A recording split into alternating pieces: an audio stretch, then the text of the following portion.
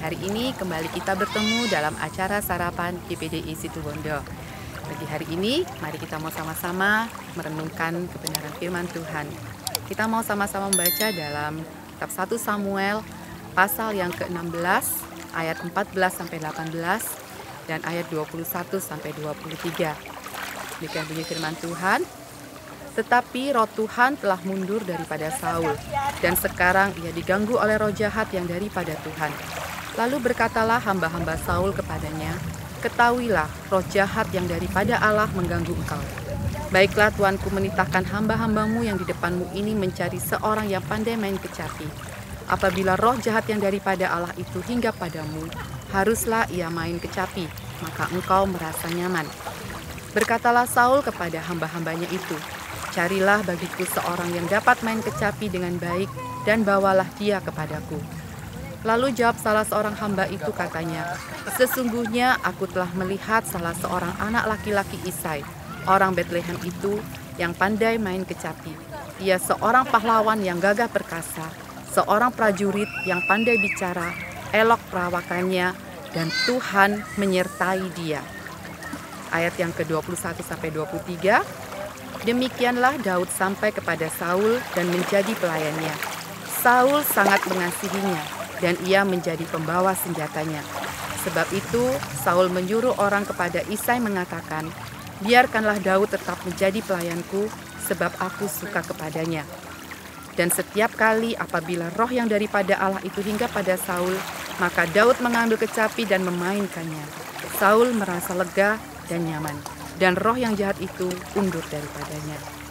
Bapak, Ibu, Saudara, dalam kitab yang barusan kita baca, katakan bahwa pada saat itu roh Tuhan yang ada pada diri Saul telah undur. Roh Tuhan telah meninggalkan Saul. Maka ketika roh Tuhan meninggalkan Saul, Saul diganggu oleh roh yang jahat. Dan Daud yang saat itu masih sangat muda sekali, diminta untuk menjadi pelayan Saul. Daud menjadi pemain kecapi untuk Saul. Katakan ketika roh jahat itu menghampiri Saul, maka Daud memainkan kecapi, dan ketika Daud memainkan kecapi, maka roh jahat itu undur daripada Saul. Keberadaan Daud pada saat itu sekalipun dia masih muda, Daud memiliki pengaruh yang positif untuk Raja Saul. Kenapa Daud hidupnya bisa memiliki pengaruh yang positif? Karena Daud adalah seorang yang memiliki karakter yang baik, dan terlebih dari itu, hidup Daud sangat berkenan di hati Tuhan. Dalam Kisah Rasul, pasal 3, ayat ke-22b dikatakan, tentang Daud, Allah telah menyatakan, aku telah mendapat Daud bin Isai, seorang yang berkenan di hatiku dan yang melakukan segala kehendakku. Bapak, Ibu, Saudara, untuk menjadi seorang Kristen yang berkarakter yang baik, berarti kita harus tetap menjaga kualitas hidup kita dengan baik, sekalipun tidak ada orang yang melihatnya. Karena sekalipun manusia tidak melihat, tapi Tuhan tetap melihat setiap perbuatan kita. Orang Kristen yang memiliki karakter yang baik akan tampak nyata dalam setiap perkataannya, dalam setiap perbuatan kita. Bapak, Ibu, Saudara, untuk menjadi seorang yang memiliki karakter yang baik, memiliki hidup yang berkenan di hati Tuhan, saya percaya itu bukanlah suatu hal yang mudah ya Bapak, Ibu, Saudara. Ada hal-hal yang harus kita lakukan, hal-hal baik yang harus kita lakukan. Kita harus dekat dengan Tuhan. Dan saya percaya kalau dengan mengandalkan kekuatan kita sendiri sebagai manusia, kita tidak akan bisa. Saya percaya dengan kekuatan, dengan pertolongan dari Roh Kudus yang akan memampukan kita supaya kita memiliki karakter yang baik. Tuhan Yesus juga menginginkan supaya kita menjadi garam dan terang dunia.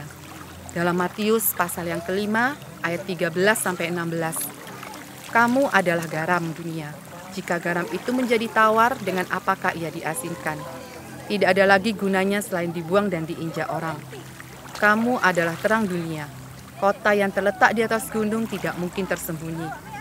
Lagi pula orang tidak menyalakan pelita, lalu meletakkannya di bawah gantang, melainkan di atas kaki dian sehingga menerangi semua orang dalam rumah itu. Demikianlah hendaknya terangmu bercahaya di depan orang, supaya mereka melihat perbuatanmu yang baik dan memuliakan Bapamu yang di surga. Tuhan Yesus sangat menginginkan supaya setiap orang yang percaya kepadanya, setiap anak-anak Tuhan bisa memiliki kehidupan yang berdampak positif atau berpengaruh buat orang-orang di sekeliling kita. Tuhan Yesus menginginkan supaya kita bisa menjadi berkat buat orang-orang yang ada di sekeliling kita, buat keluarga kita, buat teman-teman kita, buat mungkin kalau kita pengusaha, Bapak Ibu pengusaha, menjadi berkat buat pegawai-pegawai.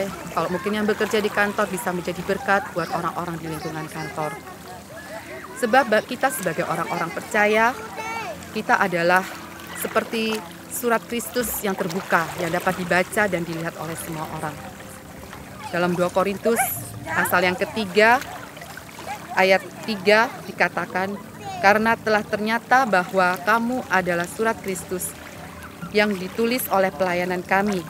Ditulis bukan dengan tinta, tetapi dengan roh dari Allah yang hidup. Bukan pada loh-loh batu, melainkan pada loh-loh daging, yaitu di dalam hati manusia.